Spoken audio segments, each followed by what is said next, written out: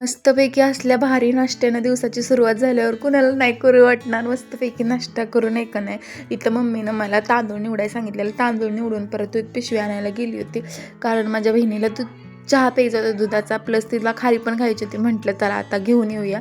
आणि परत आम्ही संध्याकाळी दोघीजण बाहेर चाललो होतो. बाहेर कुठं, आम्ही प्रतापसिंग चौकातून शॉपिंगमध्ये चाललो होतो. सामान आणायला सांगितलेलं आमच्या मम्मीनं, आणि आमच्या मम्मीचं काम नाही ऐकलं म्हणजे काय आम्हाला घरात राहायचं नाही का. त्याच्यानंतर बघा हे इथं आलं होतं.